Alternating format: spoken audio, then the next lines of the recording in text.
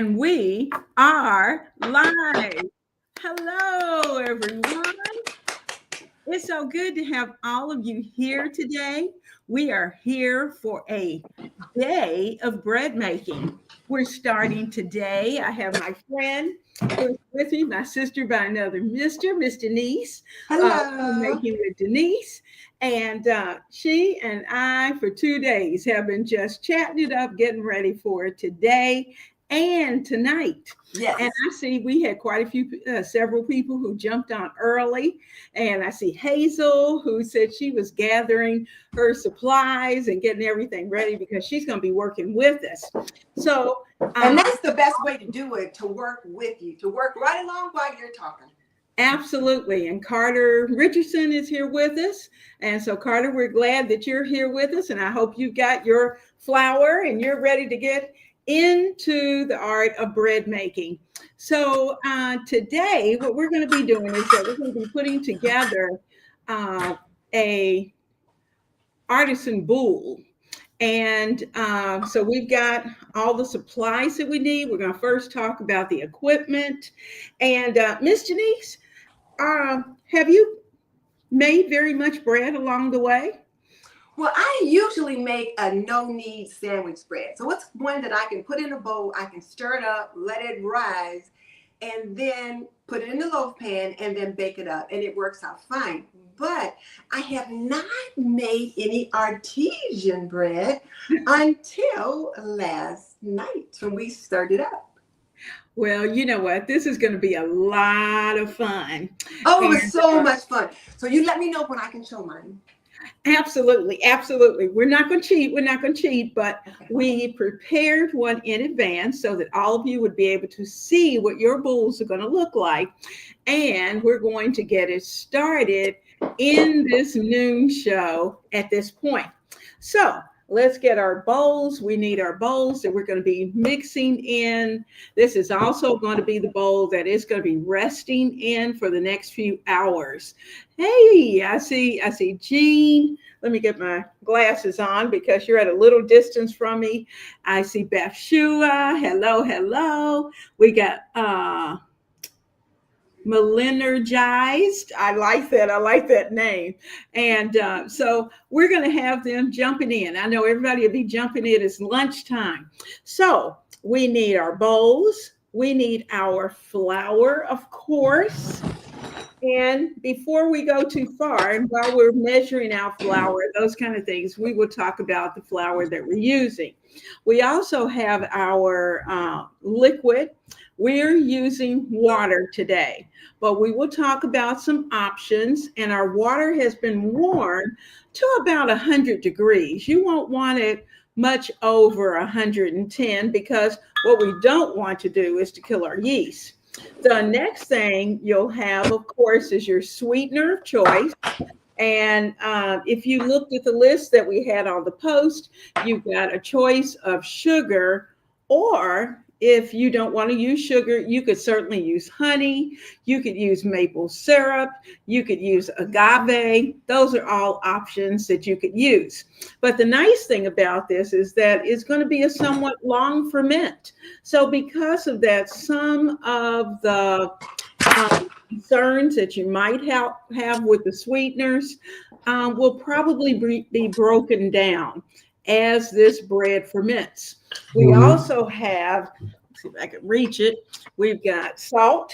We're going to add a little salt because you know bread is terrible without salt. So keep that in mind. Oh, Now, goodness. um, we have a dough whisk, and we're choosing to do this by hand. And the reason for this is because, you know, when we start to think about all homemakers do not have KitchenAids. And so, you know, we have them, but, you know, it's so much faster and so much easier to be able to pull out either a wooden spoon or, in this case, your Dutch whisk that we're going to be, our Danish whisk that you're going to be using. And that's what we're going to bring our bread together with. So, Miss Janice, have you forgotten anything that you can think of? No, I think we've got everything. We got our salt, we've got our yeast, we've got our sugar, measuring cup. Got our bread flour. You were going to talk about that. Yes, we're going to talk about bread flour. Now, while we're waiting for it to make sure that our yeast is going to work, let's go ahead and put our 1.5 cups of warm water into our bowl. So we're going to proof my yeast first, or what? Yeah, we'll give it a few minutes just so that those who are making it along with us will do that also. Okay. So we have 1.5 cups of warm water. Now, like I said, we're choosing to use water because we want to keep this simple. Now, if you happen to have milk, whole milk in particular, you can certainly half and half it with half water, half milk, or you can use all milk if you have it. Now, I don't always keep regular milk in my pantry. So because of that, I'm not using it. I'm using water today. Now, we're going to be adding 1 packet of yeast. And the reason for doing an entire packet of yeast, which is about 2 1/4 teaspoons, for those of you who may need to measure your yeast, we're going to sprinkle our yeast across the top of our warm water. Now, in addition to that, we're going to add in, I'm going to put in 2 teaspoons of sugar. And the recipe officially says 1, but we found that if your yeast is not very new, you may need that second teaspoon of sugar. So it likes to feed on the sugar. So I'm just sprinkling the sugar as well across the top. And from there, we're going to give all of this a good stir. And while we're talking, we'll give this a chance to start working. So last night, one of the things that I learned was that if you're using yeast that is not the freshest, you want to make sure you proof it first. And so that's what we're doing now, is we're proofing our yeast. We're proving that it's going to work. Absolutely, because what you don't want to do is to get your flour and everything into this bowl only to find out that your yeast is not working. So we've got everything in our bowl ready to go. And another thing to keep in mind, I also pulled out a jar of yeast as well. Now, I keep this either in my refrigerator or in the freezer. If you buy it more in bulk like this, because once you learn how to do it, you're going to want to bake your bread all the time. And so keep this in your freezer. It will not affect your using it in your bread baking at all. So keep it in the freezer so it will last a very long time, and it lasts well past the date that they put on the bottle. Okay, so we've got our yeast here. Now, because we've done this before, we know that our yeast is good. And typically it takes about 5 minutes or so for it to really start to get happy down in the warm water.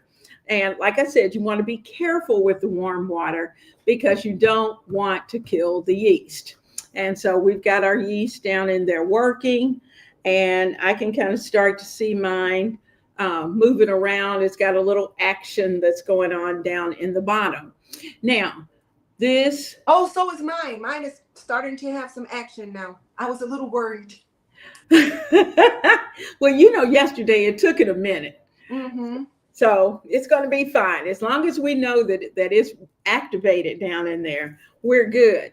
Now, at this point, purposely, we're not going to add the salt just yet because we want our yeast to continue to work. So we're going to get our scales. We're going to put this off to the side, and we're using a scale because a scale is going to be a lot more accurate than trying to measure by our measuring spoon. So I'm going to put this back on the scale. I've got it turned on. I have it set to grams.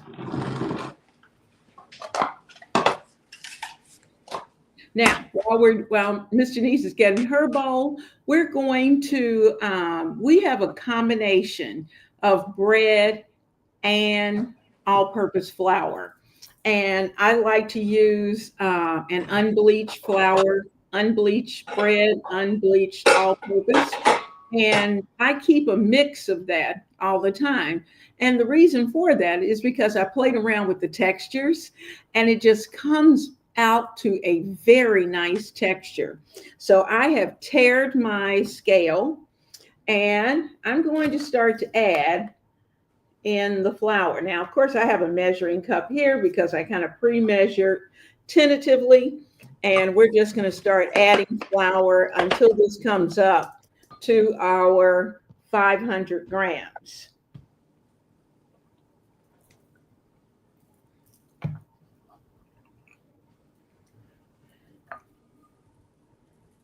We're almost at 400.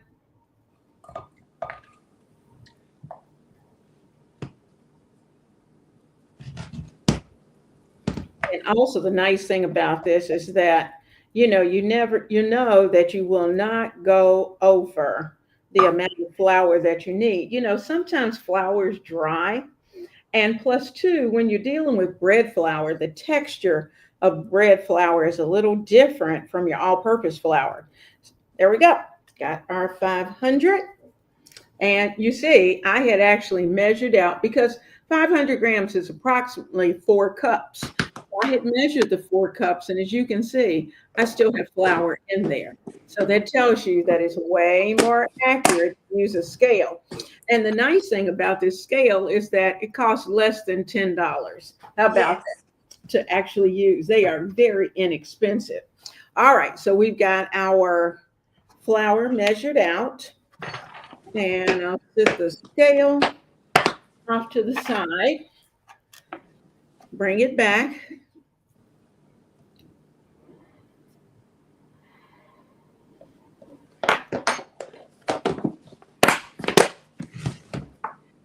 All right, Miss Janice, are we ready? I'm ready. What am I supposed to be doing? I'm sorry. I was get my bread off. Just a reminder too, for those of you who have your scales, never mix on the scale. And the reason for that is because when you're moving it around, your bowls are going to move and it tends to throw the accuracy of your scales off. So always take your bowl off the scale before you start to mix. Now, what we're going to do is that we're just going to start mixing this, and it's going to take a little while, and your dough is going to be very shaggy. Oh, have you already poured yours in the bowl? I put the water in there and I put the flour in. Go ahead. So go ahead and get yours in.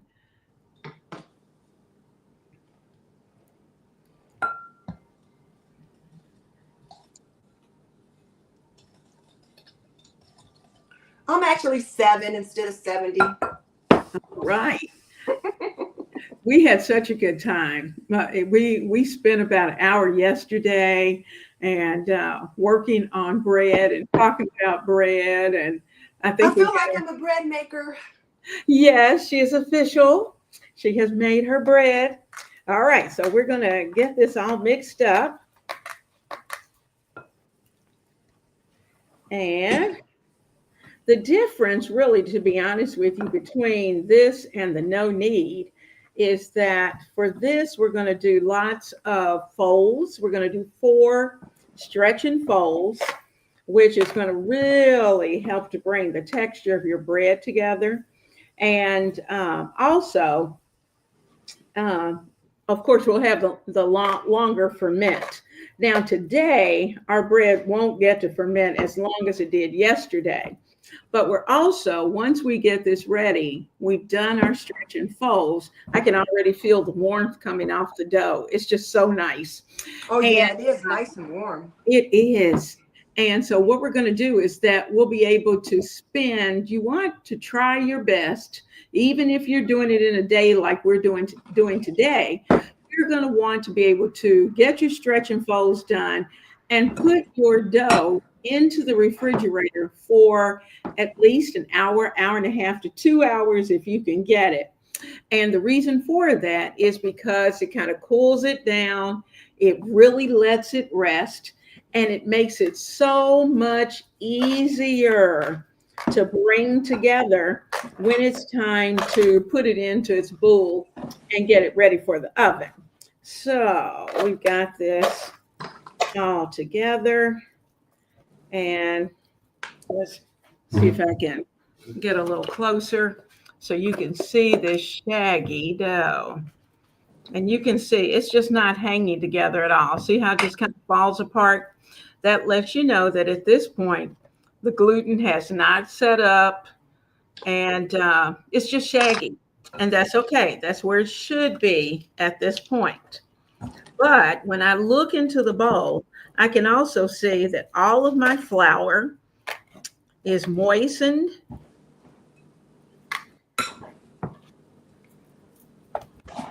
I feel like I could add more water, but I probably shouldn't. Do you still have some in the bottom? No, I got that last one. I just got it. Okay. If you think you need to add, then maybe no more than a teaspoon or less, just a couple of drops. No, I think you're okay. Okay. All right. All right. Now, so we've got our dough in, and I'm just going to, for a second, take my hand and kind of go in. Let me get some water for my hands. I'm going to wet my hand and just kind of go in and play with it.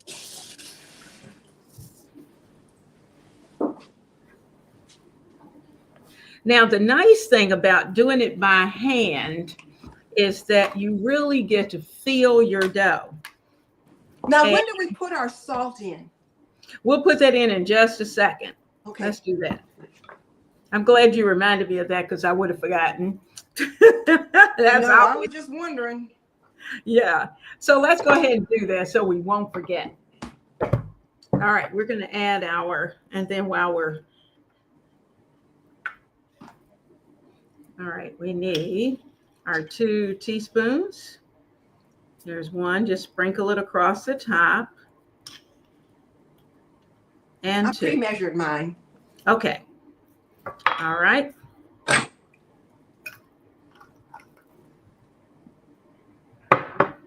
So we have our salt.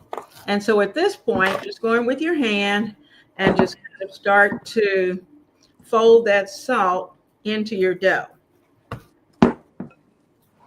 Or you can use the dough whisk, but I like to get my hand into it because I like to really feel the dough. And the more you feel the dough, you get to know your dough a lot better. It feels like pizza dough. It does. It does. I hope all you guys out there are doing this along with us, because that's really the way you learn. And this is so much fun. I feel like I'm a bread maker.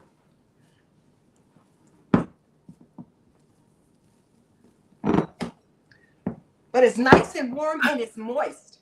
What do people say? Are they laughing at me? Okay, this is funny. I'm reading. I could finally read. Carter is saying that he just came up with an idea that you should have a new channel that's called Bread Making with Denise.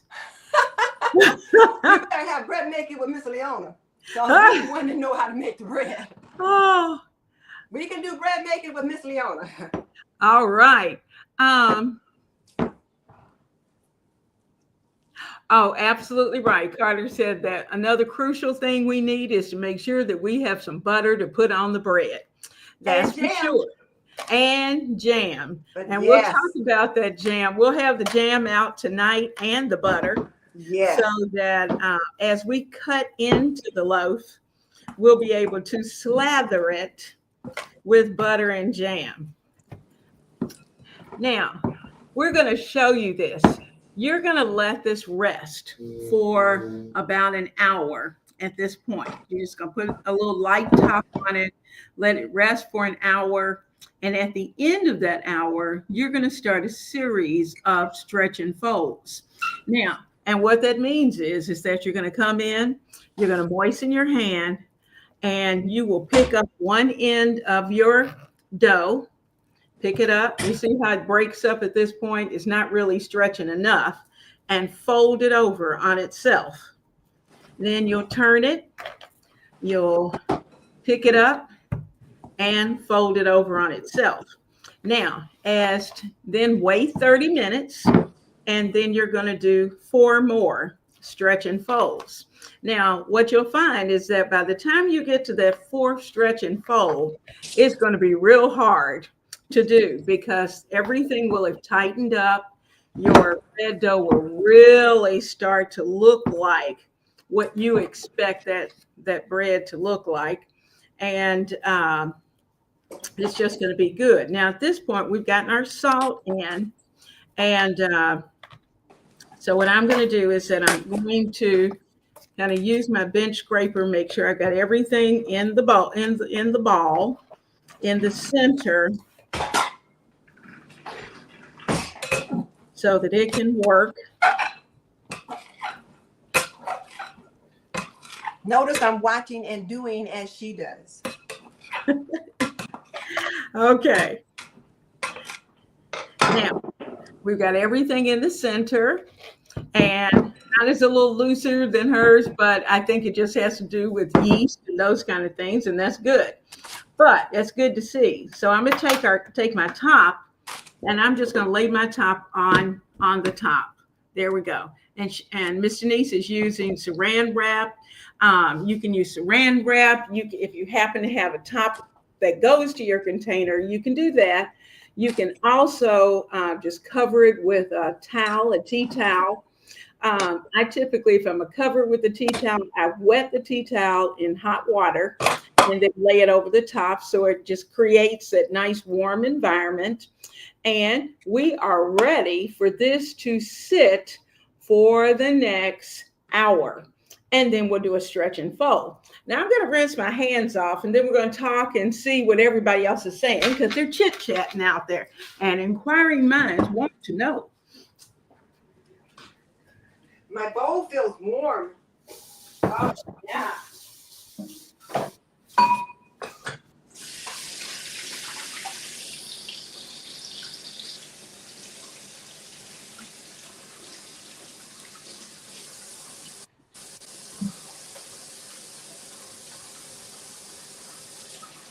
Now, you know, wise woman Lola, she makes bread all the time. I don't know if she joined us today or not, but she makes bread all the time. So it'll be fun to have her see what she has to say about what it is we're doing. But she makes bread all the time.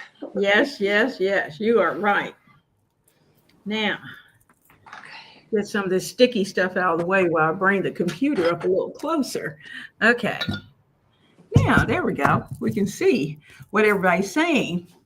Oh, good, good. We've got, can we use buttermilk? That was a question.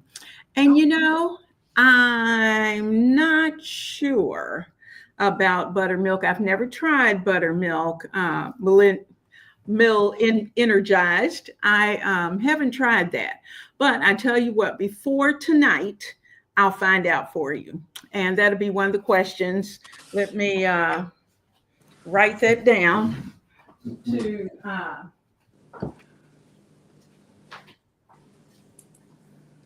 find out about buttermilk.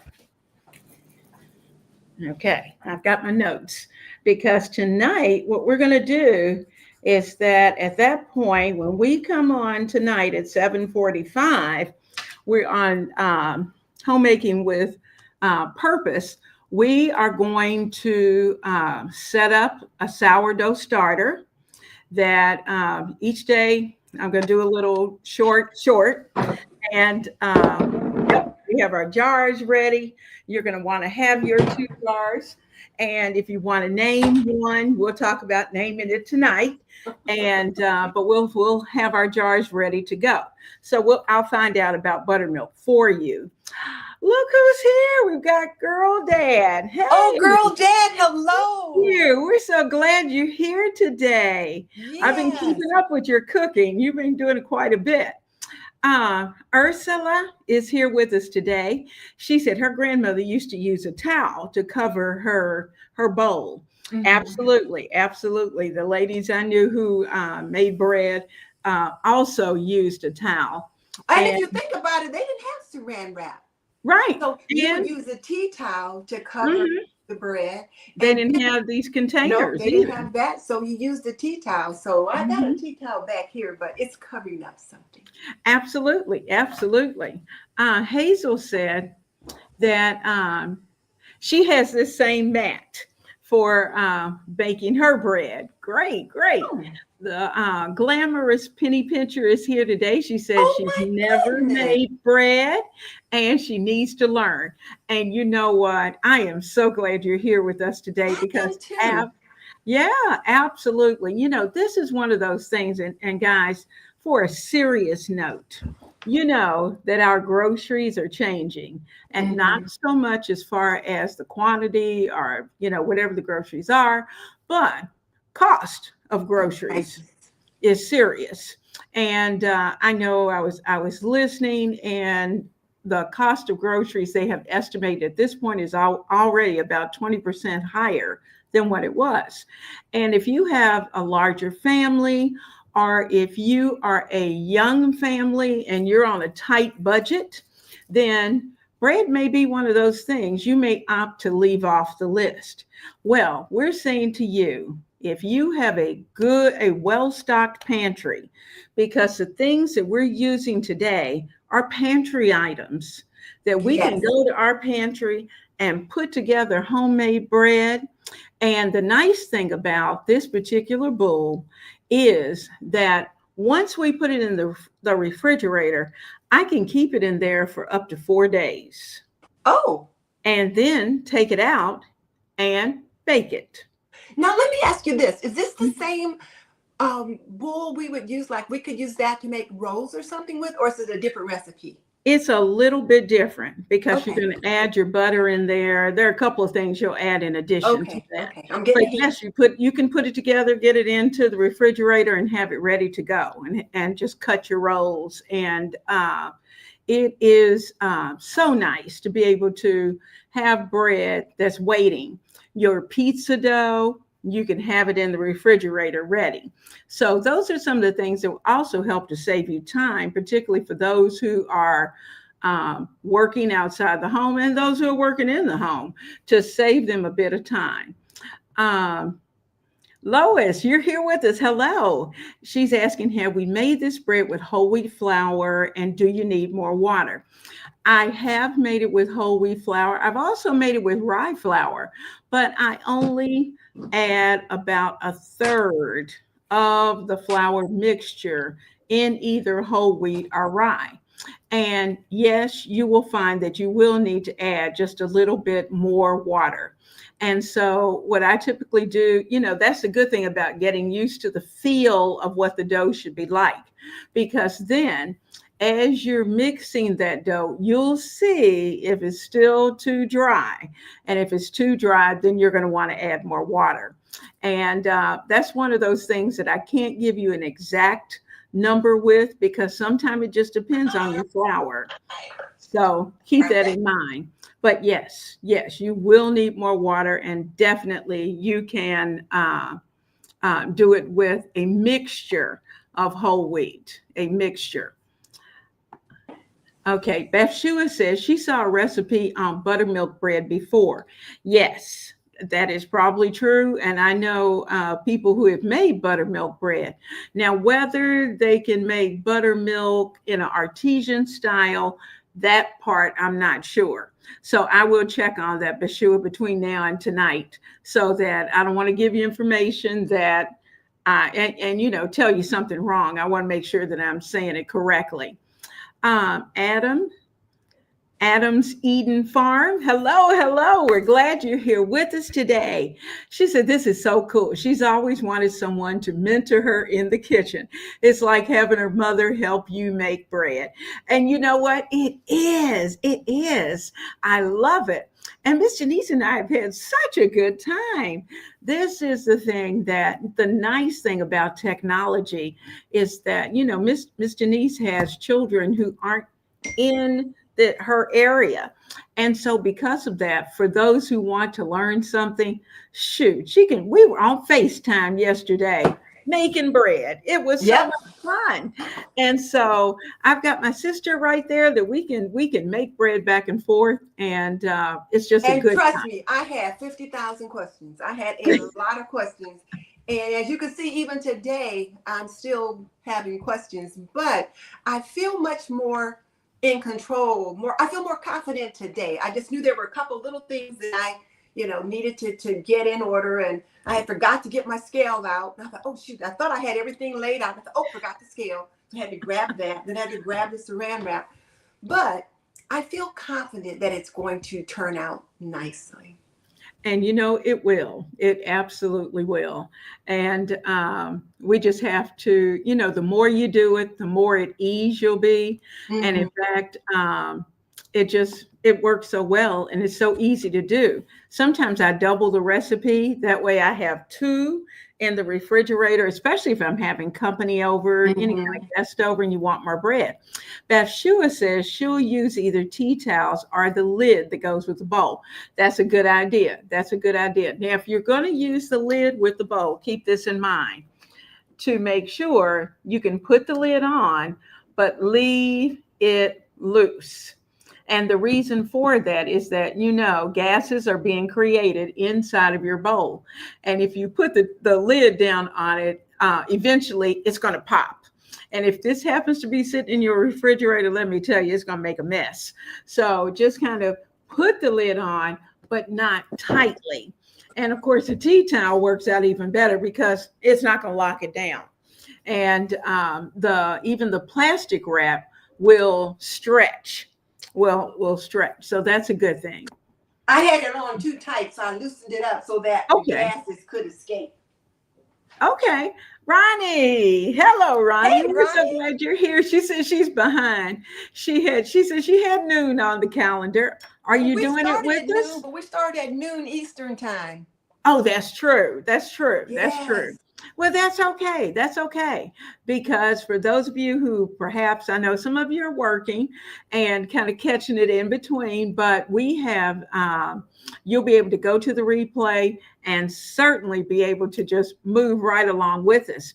Now, tonight, and Leona, before we forget, you want to tell them where you put the information, because in case someone missed that, so they know where to look.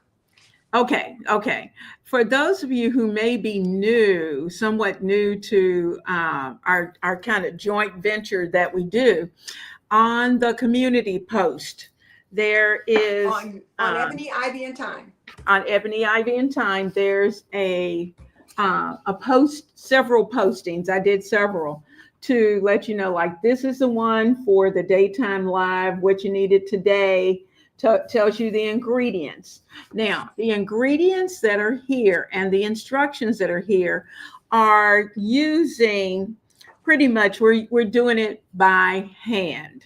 Now, to be honest with you, there's not a lot of difference. If you want to use your mixer, it's just quicker. That's the only difference. It's just faster. You can still use the mixer if you want to, and do it in your KitchenAid. And I feel like a real bread maker when I'm kind of. Yeah, but when you start out, you really need to do it with your hands, because let's face it, we want to know how it feels. Mm-hmm. And it certainly is going to go through a lot of changes between now and the time that we get ready to put it into the oven. Now, let's see. And tonight, for those of you who are going to join us tonight, if you missed it, you're going to want to, you'll see also on that same post that there are multiple, it has the daytime and the nighttime. It's going to tell you those items that you'll need when you're ready to make your sourdough boule, what the tools are that you'll need. Now, we're not going to put the boule together, the sourdough, tonight, not the actual bread. What we're going to do tonight is that we're going to start the starter. So if you look down in the ingredients, you're going to see all you need is your flour, and you won't even need the salt tonight. You're just going to need flour and water. That's all you'll need. And Okay. for tonight, and 2 jars. And we were talking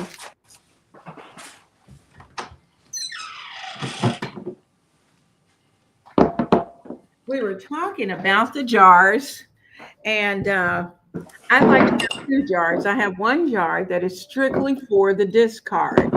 And so I labeled it because both of my jars are the same. So I didn't want to get them mixed up.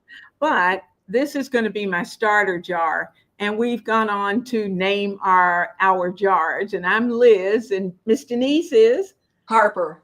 and she's Harper.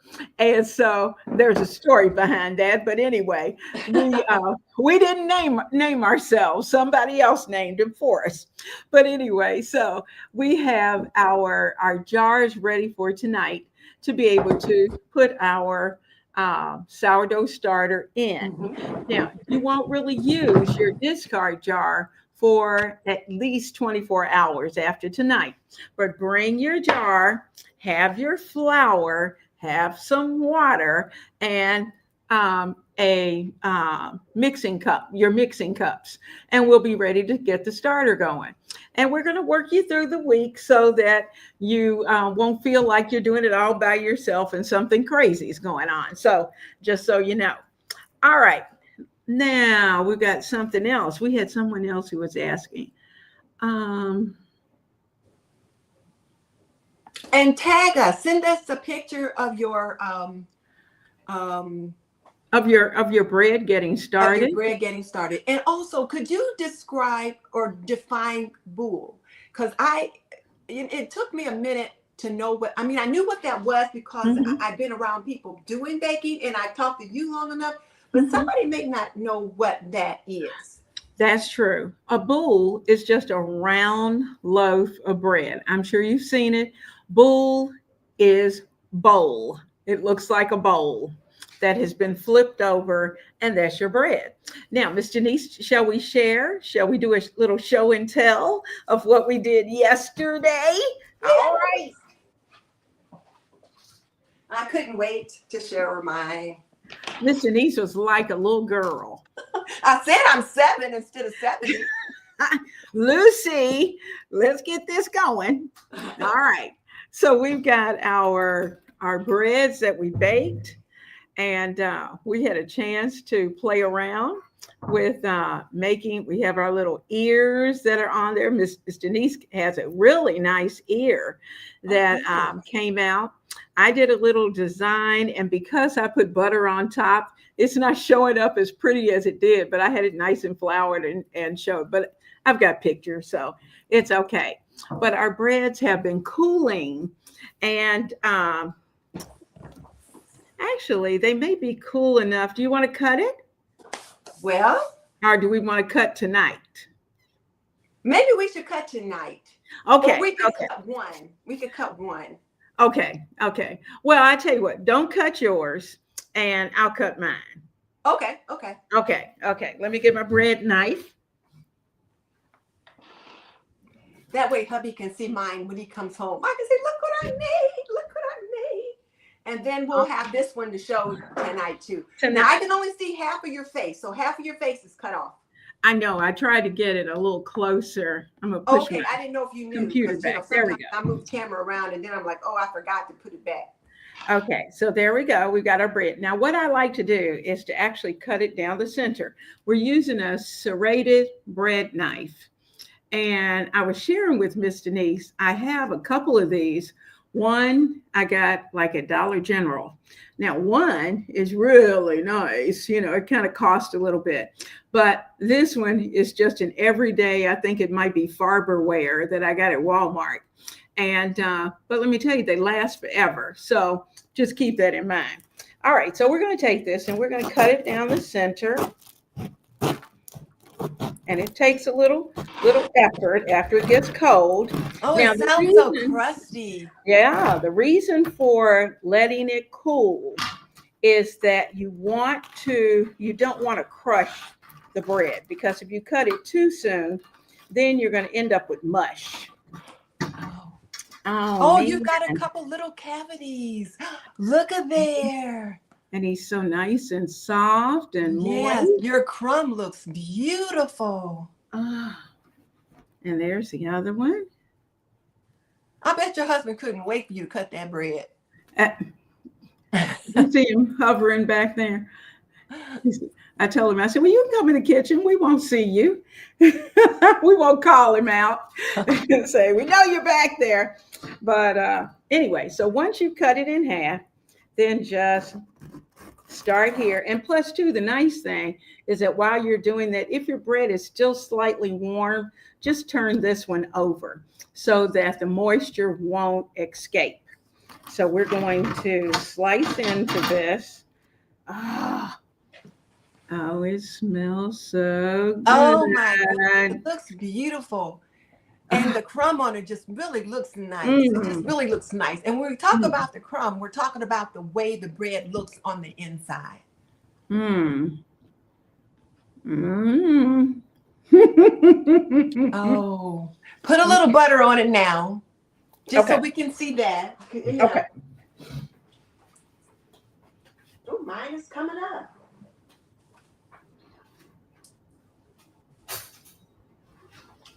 Told you I'm 7. I keep looking at it. This is so much fun, though. Oh, yummy, yummy, yummy. Oh, now here's the fun part. Wait. Where is it?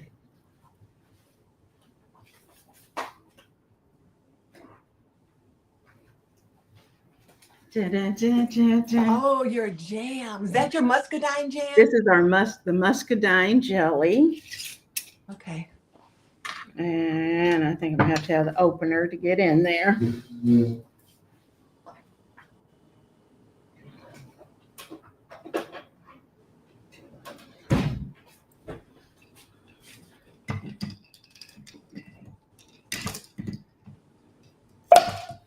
Well, we know it was sealed nicely. Ooh, We heard that pop. heard that pop. Yeah. Okay. Oh, it looks delicious. Oh, and it's nice and soft. I love a soft spread. Yes. Mm. I love a soft spread. All right. Now, all right, let's get him in there. Oh, yeah. I'm making a mess. Oh, that's all That's right. okay. Mm-hmm. Jelly. There's nothing better than bread and jelly, other than bread and butter. Bread and jelly is first, bread and butter second. Oh, man. When we were kids, we loved jelly sandwiches, and we loved to take jelly sandwiches to school in our lunch. Mom was always about that. She's like, no, you're not having jelly sandwiches every day. But we love taking jelly sandwiches for lunch. That's the fun part of fixing your own lunch. Mm-hmm. Now, here's Hazel says she loves this series because it's true. We need to get back to our roots and do like our parents and our grandparents did. You are absolutely right. Now, Jean's asking, can you freeze the dough?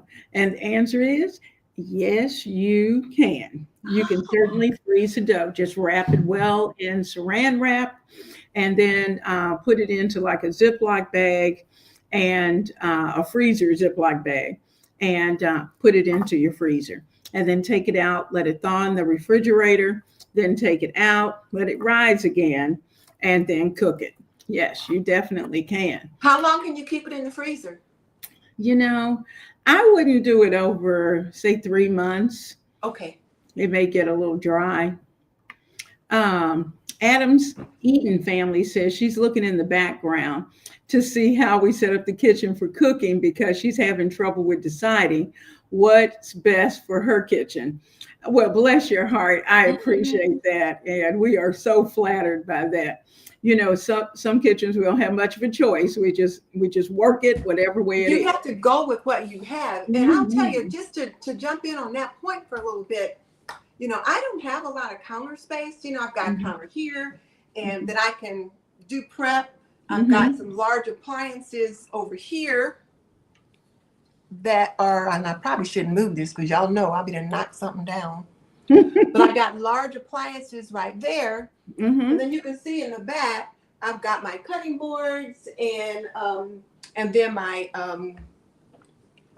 some mason jars that I have things that I reach for quite a bit, you know. So what you want to do is you want to set up your kitchen as it works for you. So my stove is right here.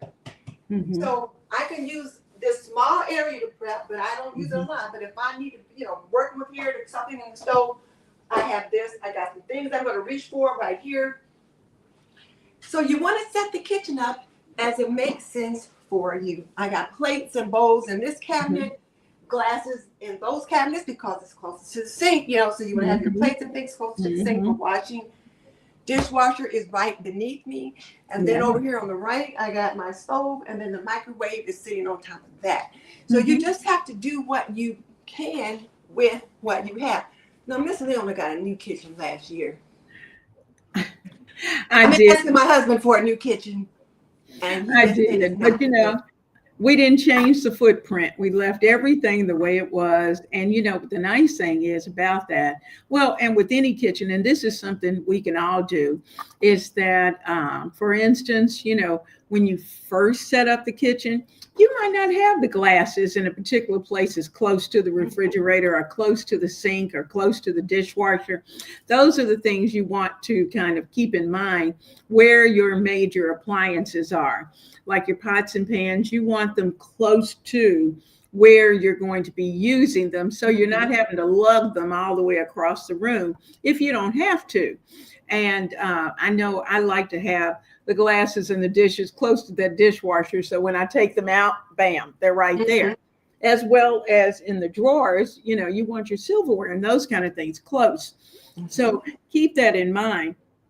But, you know, basically most kitchens are either U-shaped or some of them now, the newer ones are more in a kind of an L shape. Yeah. And it just depends on what you like. It just depends on what you like. And you know, I like to think about it like this, you know, it's like, how am I working? I'm working here, I'm working here, I'm working here, and I'm working here. So absolutely, that's how you want to think about it that way. So all my bowls and things, everything that I normally use on a day-to-day basis, I got cabinets down below where you can't see, but there's things in here, drawers here. Stuff that I'm going to reach for is here.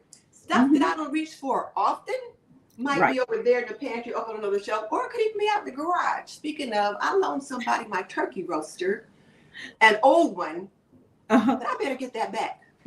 That's true. Why you're thinking about it. It might get happy at their house. Well, he's going to be moving, and I thought I usually keep it out in the garage in a cabinet out there until one of my friends sent me a new one, an electric one.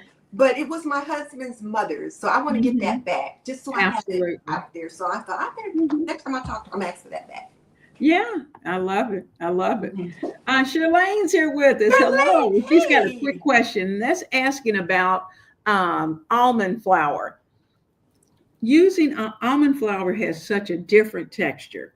The only time I use almond flour is if I'm making cookies. I have not attempted almond flour in bread making as such, not this type of bread making. I will check into that, but probably you would have to use the almond flour in addition. I know you said that you can't use regular flour. And if that's the case, if you have somebody with celiac, then you're probably going to need some type of total gluten-free, which that almond flour mixed in with like a 1-to-1 gluten-free flour. You can certainly do it that way. And if you go to my Etsy store last summer, I did kind of a series on gluten-free. And so take a look at that and see if there's something you might be able to use at that point that might help you with that. Because almond flour, the way that we're using it right now, just doesn't have the structure to be able to put it together like this alone. And that's not saying you can't make bread, but it just won't be this type of bread. It will be a little different. The texture is going to be totally different. And you know, Charlene, why don't you just give it a try and see what? Well, wait until tonight. Give Miss Leona time to research it a little bit, and Mhm. then give it a try in the amounts that she suggests, and see how it turns out. And if it's your child or partner or someone who can't have it, you try it and see what it tastes like, and then that way you'll know. And be sure and come back and tell us how it worked out too, because as we try to Absolutely. teach you guys these new skills, and that's the whole purpose why we're here. Our Mhm. goal is to try to teach these young homemakers, these young home cooks, how to do some of the traditional skill sets that they might have missed out on as they were coming up, or as they Mhm. have now become homemakers. I know my daughter probably couldn't bake a bread if her life depended upon it. But she's interested now, now Mhm. she's been married for a while, kids going to Mhm. college. She's thinking, you know what, maybe I might want to learn how to make bread. So now Yeah. she's interested in learning some new skill sets. Mhm. So those are some Mhm. things to think about. Absolutely. And I've Yeah. been watching a few YouTube channels that talk about what our grandmothers did. And Mhm. it's a channel that's focused on African Americans. So it shows these African Mhm. American grandmothers, and it talks about the foods they used to cook Mhm. and baking bread and stuff. And I'm like, Oh oh, yeah. I decided I had, and here I am, 74, and Mhm. now I'm learning how to make artesian bread for the first time. So you guys Absolutely. are doing well learning it now. Absolutely. And typically as you change flours, and keep this in mind, and I'll ask more questions tonight. But if you are just gluten free, or if someone in your family is gluten free, but not so serious that they're celiac, then you may go with the option of sourdough, because sourdough has such a long ferment that the average gluten free person can actually eat sourdough bread, because it breaks down the gluten and breaks down those things so that your gut can handle it. And so unless you're critically celiac, and sometimes people are, now celiac individuals will have to have a totally gluten-free situation as far as flour is concerned. But if you're just someone, you might have a little reaction to gluten, then check out the sourdough, because it really does. We had a friend who was here just this past weekend, and he typically, when he gets a regular piece of bread, oh my goodness, he gets puffy, he has a reaction, and but he ate gluten free, the sourdough, and had no reaction whatsoever. None. Okay, good. So keep Good to that. know. We'll think about that. Um, Ronnie said she agrees with Hazel, and bread doesn't have all the additives and preservatives as a store bought. You're Mm-hmm. absolutely right. And that is a good thing. We're trying to get away from that as much as possible. Deb Whitmore is here with us. Hello, Deb. Hey, Dad. She says she set a reminder for noon, and of course, she's Central Standard Time. Good, good, good. And Ronnie says she did too. So, Adam to Eden Farm, it never occurred to use the lid. Yes, ma'am. Yes, ma'am. Ronnie said that she has her instructions printed.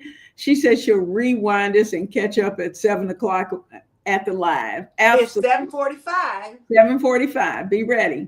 And last week we cheated a little bit because there were so many people here waiting. So we came in a few minutes early. Just to So say hi. anyway, just to say hi. So we will see how tonight will go, because we'll certainly be running around in the kitchen trying to get ready to set up that sourdough starter. Jerry, you're here with us. Hi, Yay! Jerry. Glad you're here. She said she likes learning how to do it by hand before using the machines. She said that way she'll know what to do for it, and whatever reason the gadgets aren't quite available or accessible, it gives her options. And you're absolutely right. And it's sometimes, I know when we go on vacations, and maybe as a family, or if I'm at somebody else's house visiting, they may not have all the tools and bells and whistles that we may have at home. And so it gives us the opportunity to still be able to make what we like to do, and to do it in such a way that we can prepare it. Now, Ronnie said Harper is her granddaughter's name. How about That that? is too funny. That is cute. All right. We've got Deb says she named her sourdough starter Susie. Oh, Look here. We got Liz. She only has 100% stone ground whole wheat organic flour and unbleached bread flour. And do you have to go out and buy all purpose? No, you don't. No, you don't. You got organic flour, you got organic bread flour. You can certainly use your organic flour, or you can use your unbleached bread flour. Either one. I like bread flour very often. And so, you can play around with it if you want to kind of mix it up a little bit. It will depend on the texture that you like. But you have your 100% stone ground whole wheat flour is going to be good, but it's going to be much more dense. So if you put in some of the other flour with it, then that's going to soften the crumb. And so let me ask you real quick. If you're going to use a whole wheat flour, would you do half and half whole wheat and half bread flour? And then now when I make mine, based upon your suggestion, I filled this with half bread flour and half all-purpose flour, and I stirred it up real good so that now when I dip it out, this is my bread making flour, because it's half bread flour and half all-purpose flour. So this is what I'll use. And it doesn't have to be a perfect mix. Whatever I have, if I have more all-purpose, sometimes it's going to be heavy all-purpose, and sometimes if I have more bread, it'll be heavy bread. But I just put it in the container, shake it up, and go with it. And that's so if she's got unbleached bread flour, she can use her bread flour and the organic. You can use your organic flour and your unbleached bread flour. Just do half and half. Your stone ground whole wheat, if you want to put that in, then what I would do is to do 3/4 of it bread flour and do 1/4 of your stone ground whole wheat flour, so that you can see what that texture is going to be. If you want a nice soft bread, you'll still get the benefits of the stone ground whole wheat. You don't want it too heavy whole wheat, and you definitely don't want it all whole wheat, because if you have all whole wheat, then it's going to be like a rock. And you may like it that way, but it's going to be pretty hard. So mix it and just try, as you do it more often, if you want to increase the amount of whole wheat just to get a little more in, you can certainly do that. But the first time you do it, put in, you got to have 500 grams. So maybe do 300 bread flour and do 200 of your stone ground whole wheat. And that gives you, that option of being able to get in those nutrients too. Before we go to the next question, let me just remind all of you, Miss Leona is on her way to 5K.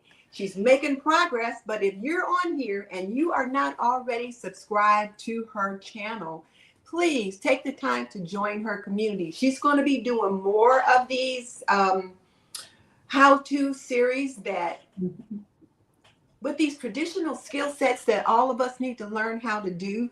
So if you're looking for a mentor in the kitchen, she's the one. So please be sure to join her community if you've not already done that. Thank you. You're welcome.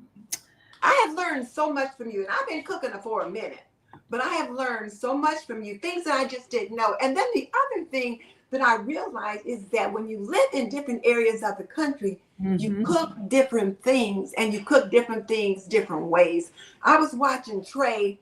She was cooking something.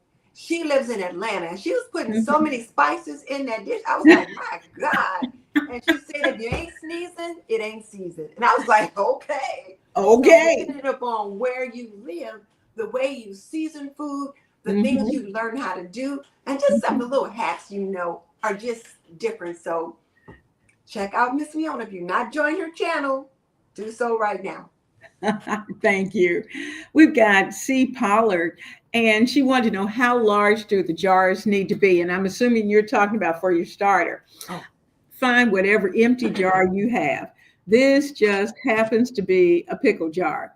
This Now, is just a quart jar. and she's using just a quart jar. I have done it in a little pint jar to get it started.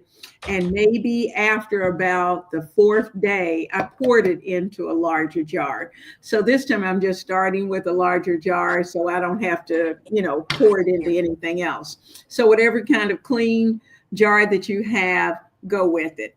And you'll be fine, because what you're going to learn tonight is that we're going to put this starter together, and we are not going to waste our flour.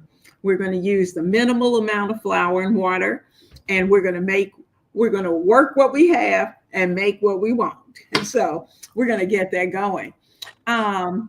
Charlene, you're asking about sourdough with almond flour. I am not sure. I'm not sure. I know you can make it with the 1-to-1 gluten-free flour, but I'm not so sure about almond flour. And that's a question I haven't, that hadn't crossed, but I tell you what, send me a note so I won't forget. Let me try to write this down, almond flour. I'll check into that. I'll send you a text. And okay, and that way I can have an answer for it. I'll answer before tonight's show, and that way we'll know. But I typically use 1-to-1.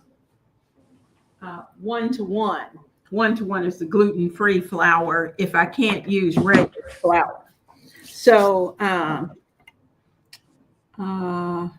Jean asked the question, can we freeze it? And yes, you can. You can freeze the dough after you make it. And what you'll do before you freeze it is that you want to go ahead, do your stretch and folds. And once you're ready to put it into the refrigerator, that's when you'll wrap it well, put it into a freezer bag, and put it into the freezer. And what it'll do is just slow ferment in the freezer. So you'll be fine. Mine's doubling in size. Look, I told you I'm 7. Oh, look at you. Look at there. All right. Mine is up too. Now, It's doubling in we've been size. talking long enough, Miss Denise, that we can wet our hands and go ahead and do a stretch and fold so everybody will know what that means. Oh, we can? Oh, okay. Yeah, we got time I now was to just do that. wondering. Let me get some I water. just keep looking at mine. I keep going over there peeking at it. So I sent Nina a text and let her know. Now I should have put some butter or some olive oil on this saran wrap before I put it over there, because as you see, it kind of stuck to the top just a little bit. So I should have done that, but Okay. now we're just gonna do the stretch and fold in the bowl, right? I don't need Right in this bowl. Okay. Now, as you can see, it has started to come together, and I'm gonna turn it down. And Jerry, let me take you off for just a minute. Okay. Now I'm gonna wet my hand and just some water off to the side. And what we're gonna do is that we're gonna go in, kind of pull it away from the side, go all the way around. Ooh, Get it all in. It feels great. it does. It feels good. Then we're going to grab an end of it and pull it up. And you see at this point, it's still breaking apart, but we're going to fold it over on itself.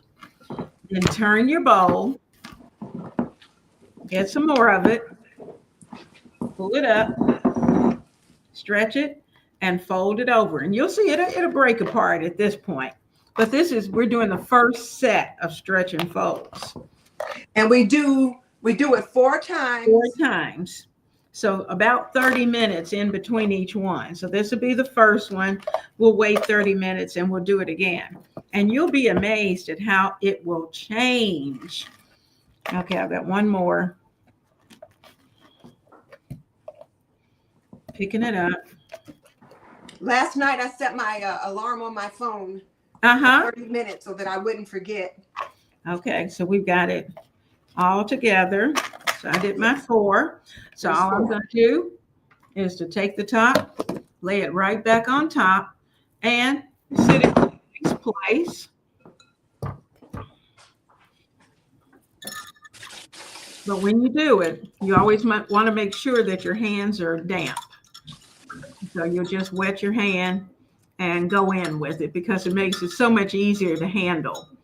So that's ready. It's going to sit about 30 minutes. Now, guys, don't get anxious about 30 minutes because just so long, it can be 20 minutes, let it work to your schedule.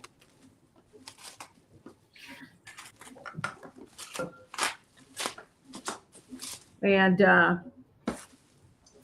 can I put some oil on here or do I need to do butter? Either way. Do you have any spray? I do. Okay, just spray it. Okay. So when I took it off that first time, it was all stuck. So okay, then just kind of lay it out, do a little spray on it. There you go. Okay. And put it across the top, then it won't stick. And you definitely want to make sure you cover it because some little gnat has gotten in here. Must be attracted by the yeast. So I'm 7 years old. I have a fly that I think came in with the big guy had been outside, and I think it came in with him, and he doesn't want to leave. He wants to come over here and play in the dough, but that's not gonna happen. No. Got everybody here. So our bread's looking good at this point. And now this is what we're going to do. And I know for some of you actually have to go back to work. And we won't leave you. Hazel said, "Ooh, she can hardly wait for hers to get ready." And Jerry said, "Oh, this is what she was thinking." I got my timer set for 30 minutes. And Hazel said, "No fair. We can't taste it too." Yeah, I know. You'll be able to taste yours when it comes out, though. But you will get to taste it. It would be so good. Now, did we make the starter last night and bake the bread this morning? No, we have not made our starter at all. We're going to put the starter together tonight with you. So that's why our jars are still empty. The flour is still here. Mm-hmm. We'll do all of that right here with you. And each I won't use this flour, right? I'll just use all-purpose flour. You can use either one. It doesn't matter. Okay. You can use that. You're good with it. It's good. And let's see. The jars for the starter, we were talking about that a little earlier. They do not have to. I also use Classico jars. And, the empty Classicos, I use those as well. Natasha said that she purchased a bread machine from Facebook Marketplace. She said it's like new. She's a little intimidated by bread making. Oh my goodness, Natasha, you will love it. Now, the nice thing about that bread machine, it probably has a dough function where you can put your ingredients in and it will mix your dough for you. Then you can take it out and get it shaped and do all the fun things that we're doing here. So you've got an advantage. You've got a tool that you can use, or you can probably just leave it in there and let it bake and go through the whole process, and you'll still end up with wonderful bread. It'll just be shaped whatever way that the pan is. Now, Miss Denise, you've got what? You've got a quart. Yeah, I got a quart jar, and then this is a jar that some French onion dip or something came in. It's not quite a quart, but I just wanted people to know that, you know what, it doesn't have to be a ball mason jar. This little jar that the French onion dip came in, and then And then yours was a pickle jar. Mine was So pickle jar. especially tonight, probably, we're going to add how much water to it? We're only going to add about a fourth of a cup of water. So tonight, to get started with the jar, doesn't have to be very big. Now, once it starts growing and growing, then you might need to switch it over to something bigger. Now, look at me. I'm talking like I know what I'm talking about. I just know that you showed me one before that was bigger. Yes, and tonight I will certainly share with you my discard jar, and you'll be able to see that. Um, Sherry says she really appreciates all of the life skills she's learned from both of us and can't wait to do a bread making night with her family. Oh, it'll be so fun. Your Absolutely. daughters will love it. Oh, they will have so much fun, getting their hands in it. Make sure they have their aprons on. Oh, yes. Oh, yes. Oh, yes. Don't forget Apron Diva. The Diva is over there ready to go. Jean said that with the prices today and what is actually put in the store-bought food, bread making is one of the best skills to learn. And she's definitely saving this live. We are so happy because we're all of the same heart, all of the same thought. And so it's better for us to learn now and not wait until we have to do it. Yes. And teach your daughters or your granddaughters, because it's certainly something fun that you can do together too. And like I said, last night, me and Miss Leona were on and we had so much fun. At least I did. I did too. I had so much fun learning how to make that boule. And I just can't wait for my husband to see it. He's out fishing today. I cannot wait for him to see it. I'm going to take a picture of it, send my daughter a picture. I'm going to put a picture on my community tab. It's like, I'm just Oh, yeah, this is going to be fun. Lois said her granddaughter, who's 6 years old, can eat bread made with 100% home ground whole wheat flour and just fine. But regular store-bought flour is a problem. Yes, it is. Yes, it is. She gets serious skin rashes from the store-bought bread.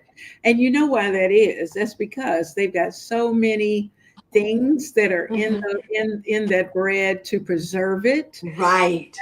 She is probably allergic to some of that. So I think you'll find that once you do your homemade bread, those problems will not even be an issue. That's a good thing. That's a good thing. Now, do I primarily use bread flour, or actually we do a mixture. I do a mixture. I have half bread flour and half all-purpose. That's what I put in here. And based on what you told me last night, that's what's in here. And I put a little note on the top. I labeled it with my expensive freezer tape, my husband's masking tape. Bread flour, so that I know what it's for and I won't use it for anything else but making bread. Well, and you know what? I use that flour, that combination. I just keep it in the cabinet. I use it for cookies. I use it for whatever it is that I'm baking. And I just keep the combination, because as time goes by, say, for instance, it starts to get low and you have a bag of, say, all-purpose flour, then you'll fill it up with whatever all-purpose flour that you can get in there, shake them up. So at that point, you'll never know what the mixture is, but it has enough bread flour in there to keep the texture good. And so just keep mixing it. Just keep mixing it. And you won't even think about it. Doggone said that she started making sourdough in June, and she makes a baby sourdough loaf 5 days a week. Ooh, yeah, that's wonderful. Well, I was thinking about some things that I don't buy anymore. And one of the things that I don't buy anymore is, like, I don't buy thyme, herbs like thyme and basil, because I grow those things and I dry them myself. And I don't buy like jams and jellies unless it's some kind of, really extravagant, like a seed-free raspberry, that I might pick up at a specialty shop. But those are things that I make myself, so I don't buy them anymore. And I would love to be able to add bread to my list. So she probably doesn't buy bread anymore. And I like to buy that fancy bread that's like $4 and $5 a month. Now, hubby's with me, and he's making a lot of sandwiches to take fishing. He might buy the $2.50 loaf. But you know, you can save so much money on these things, and every single dollar can make a difference. It does. It It really does. can make a difference. And if, like you said earlier, if your budget is super tight, then just being able to make your own bread, because you already got the pantry items. And you know, me and Miss Leona have a video called um, Our essential pantry our items. 20 item Mm-hmm. capsule grocery haul or Mm-hmm. pantry list or something like that. But it tells Mm-hmm. you what are the basic pantry staples you need to have. Find hers, and then, you know, make sure you have those on your list. And if you could also check mine out. But right now, you know, we're Mm-hmm. talking about Miss Leona. So find hers so that you can know what those things are. And then you've got the things you need. And I'm looking forward to after next week, when we get ready to, like, we'll have our first discard or something. But when we get ready to do Mm-hmm. something with the sourdough, I'm looking forward to a pancake recipe. I'm Mm-hmm. looking forward to being able to make, I don't know, some kind of muffins or something. So this bread Absolutely. series might just be the beginning. I don't know. You're right. You're right. We're gonna do some bagels, and I love bagels, and Mm-hmm. we, you know, that's something we purchase, and I think as we once develop the dough itself, you Mm-hmm. will find that there is no end. I was telling Miss Denise I used my sourdough starter and used it to make gravy the other night, and oh You my know God. I love gravy. Yes, me too. And in place of having to add the flour, that gravy came together perfectly and it was delicious. And the good thing about it, we don't think about this, but you know, gut health, well, I think about it because I'm a woman of a certain age, Well, me but too. gut health is critical. And actually, gut health should be something that all of us are thinking about. And so the more sourdough that we can put into our systems, the better our gut health is, and the Mm-hmm. better you process your food. So we're going to talk some more about that tonight as we work through it. Bathsheba says that she uses her KitchenAid, of course, to make cakes, but still prefers to make the bread from hand by hand, and she needs to get back into it. You know, Bathsheba, sometimes you're Yeah. absolutely right. But you know, the nice thing about this one is that I can prepare it. You can prepare enough. Say if you, depend on the size of your family, you can make, because you have KitchenAid, you can make up to 2 or 3 batches of it in your KitchenAid and divide it into, you know, like say tonight, Wednesday night, Friday night, and have them in the containers in your refrigerator. And that way you can pop them out, bake them, and have fresh bread on those nights. There's enough, hopefully, will be enough left over for you to be able to slice it and make sandwiches, Mm-hmm. toast for breakfast. Toast. So you've got options, but it's sitting in the refrigerator just waiting to be used, just waiting. So I love it. I love it. I love it. Now, doggone is, she said, it's Oh, it's hard that. not to make a good loaf of sourdough bread. She said, she's messed up and the bread still turns out. Ah, good. Absolutely. And you know, some of the, I'm just going to say this, put this out here, because I'm kind of a simple person. Whatever it is, I want to be able to do it easy. And some of the people that you see on YouTube are looking at it from more of a scientific standpoint. So some of the processes are so involved. And I think about this because we were just talking to a young homemaker who looked at a process and she went, I just can't do all of that. I just can't do all that. Well, with sourdough, you don't want people to do that. You No. want to keep that process easy so they know that they can do it and it doesn't have to be perfect. And Yeah. that's the way this boule is. It's so easy. You can put it together and you're ready to go. Your family will love it. Bathsheba says she'd love to make sourdough but her husband doesn't like it. And you know, one way to be able to take some of that sour flavor out is also by adding just a little extra either honey or Ah, maple syrup into it. That will kind of balance out some of that sourness because, after you have the sourdough for a while, well, of course, it's built for it to get sour. And that's what San Francisco is known for, that sourdough. mhm. And theirs is very, very tart. But add a little extra sugar to it, and it will take some of that tartness out. I have to wonder too, when you make like if you make pancakes or some kind Mhm. of muffins, is it as noticeable in those items or not?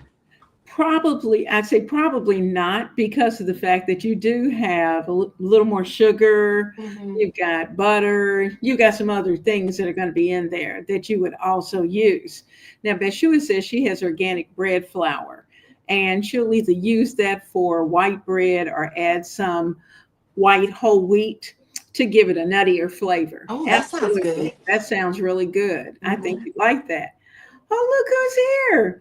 Hey, Dee, good Dee, hi, morning. Dee. So Yay. good to Got see California you. in.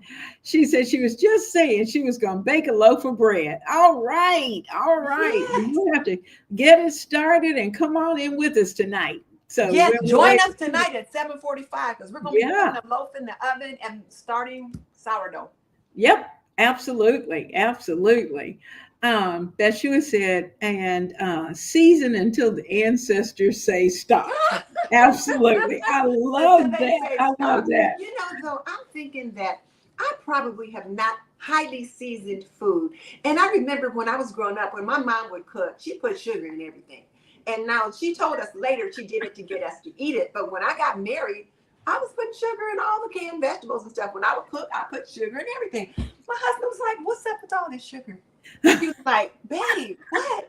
So I learned not to do that. Yeah, But yeah, so I, I I need to used a get a little little bit more more. sugar. Yeah, I'm doing a lot better with my seasoning, but Mhm. I'm not seasoning until you're sneezing. Not yet, anyway. And Miss Denise is not going to use very much black pepper. I can tell Oh you my goodness. Listen, that. listen, let me show you this. You have got to know. So now, if you guys don't have this recipe, y'all got to get it. But this is Miss Leona's house seasoning, and it's got black pepper, garlic powder, and onion powder in it. Well, when she uses it, she's like putting in a couple teaspoons full. I tried a teaspoon. I'm like, okay. I usually will start with a half a teaspoon, and then I Mhm. will add from there. Because, once you get it in there, you can't take it out. That's But see, true. Miss Leona That's and the true. big guy, they like it spicy. So, Yes. And usually I even go back and add a little extra pepper to it, which oh, Denise is going, oh, that's just too much, too much. Oh, I it tell is you what, it is definitely so funny. Uh, Jean says she definitely wants to make this bread. I am so me. glad. I'm so glad. Please try it. You will Try love it. it, take a picture, and tag us, please. Yes, Tag us. yes, And then we can share them on our community tabs because we absolutely. really want to make a difference. That's why we're here. Hmm. Now, Hmm. if we make any money on our YouTube channel, that's gravy. Our whole purpose is to help you create that nourishing, cozy home environment for you and your family. Put meals on the table at the best price that you can, and teach you some of those traditional homemaking skills that Hmm. are an art and a science. And we will both try to give you the science as well as Hmm. the art. So yes, so if we don't know the science, we won't talk about it, Right. or we'll look it up. But Hmm. yes, so please, put the recipe in the description box, or Okay, the I'll link to do the that. video. I think it's a short or something. Yeah, it's a Anyway, short. put It's a the link short. in there. But yeah. Yeah. So Oh, Hazel Hazel's says got her she's got her first stretch and stretching. fold done. All So right. see, I set a timer for mine so I can How see I got long? 13 minutes left. Okay. Oh wait, Okay. I put that one is there. Doggone said you can start making sourdough without buying any special equipment. You are absolutely right. I All love you need it. is a spoon and a jar. There you go. There you go. Get your sourdough done. And actually, the bread, just like we put this bread together, we're going to put together sourdough bread the same way. It's And we're just a gonna do that matter, next week, right? and well, it might be strong enough to do that, and if it is, we'll try it. Oh, it might not be strong enough next week. We'll see. We'll Okay. see. We'll look at it and see. I don't want to say yes or no, but for some people, their starter may be strong enough. It depends on how warm your climate is. Oh. And if things are nice and warm and it's nice and bubbly, then yes, Well, I'm gonna definitely. sit it on the porch and it'll be like, whew, 1,000 Well, no, degrees. that might be too warm. We don't want to kill it. Oh, goodness. But sourdough is so much fun. Mhm. C. Pollard said, how soon after the starter's made will you be ready for baking sourdough bread? And how long's the process? Now, the thing about let's talk a little bit about the process. Well, C. Pollard, are you going to be able to come tonight? Because we really are going to be very focused on sourdough tonight. Yes. But it will not be long. Within a week or so, you'll be ready to start making the bread. And the more you make it, the longer you have your starter, the better your bread is going to be. And that's the thing about it. And it's a long fermentation. So it's going just like the bread that we showed you today, we let it ferment overnight. And so what that does, even though we did not use sourdough in this, the long fermentation still breaks down the gluten. And while it's not as we'll say gluten friendly as it would be if it were sourdough, it is still much better than bread that we would make, in a matter of an hour or so, because the gluten will have had a chance to sit and work, and the I can't think of this acid that's in it. I can tell you how to spell it. It's PHYTA, phylic. I can't do it today. Yeah. But anyway, we'll talk about the acid tonight. Okay, now can we come back to the regular bread that we're the artisan bread then?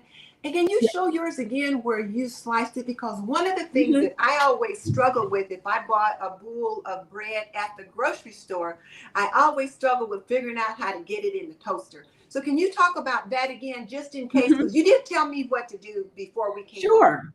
Now, I'm going to turn this down. Oh, I agree, doggone. She's talking about adding chocolate chips into her bread and making sourdough chocolate chip cookies using the starter. Absolutely, that's good.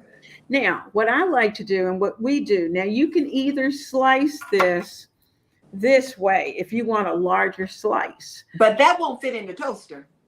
Well, it depends. Some of the newer toasters are a little bit longer, so you might be able to do it. But if you have a toaster that's not that long, then you're going to want to slice. You're going to want to flip it over on its side and make a nice small piece of toast that will just fit right down into your toaster.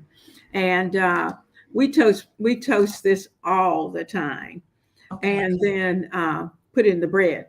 And like I said, when it's as new as it is coming out of the oven, keep it turned down because you keep more moisture into your bread.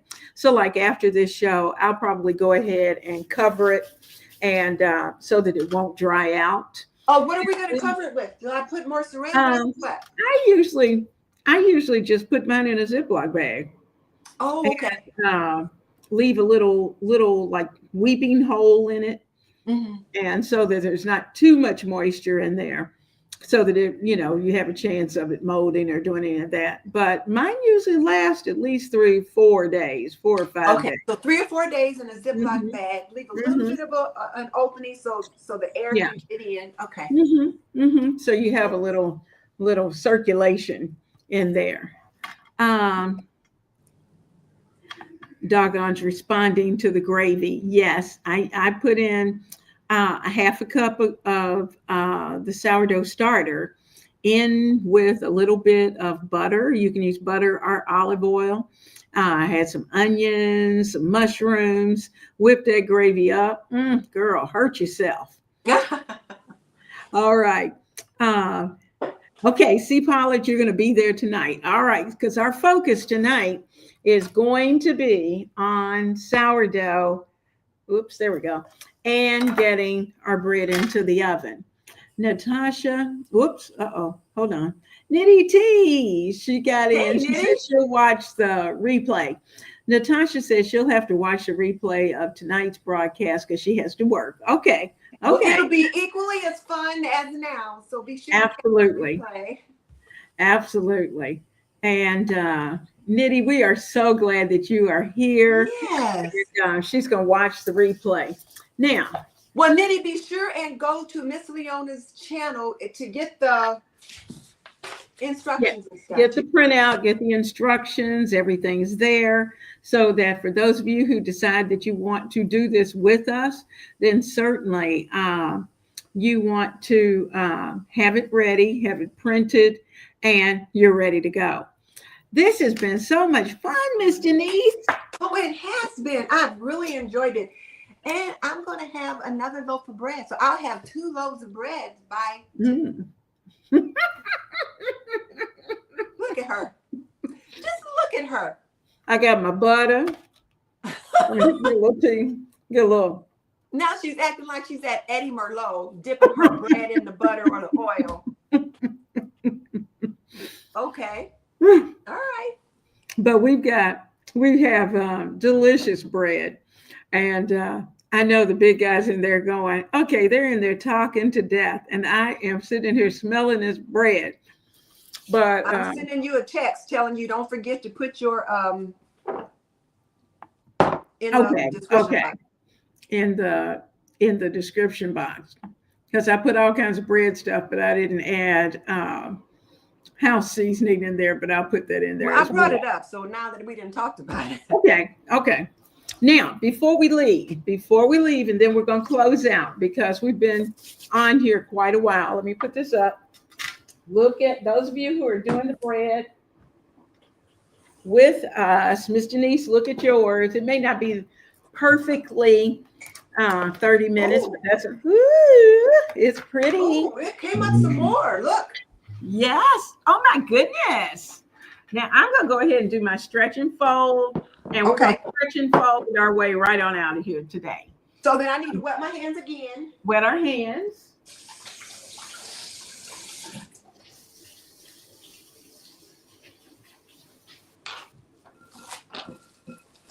All right.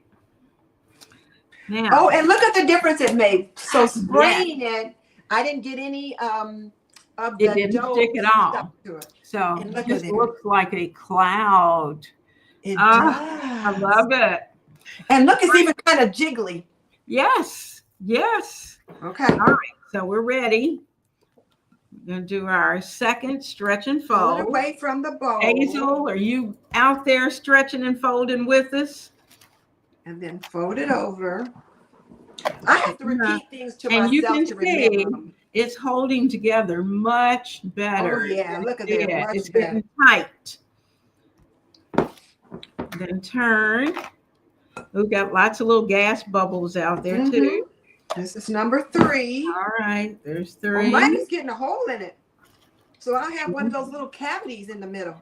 Yeah. And here's number 4. Oh, check it out.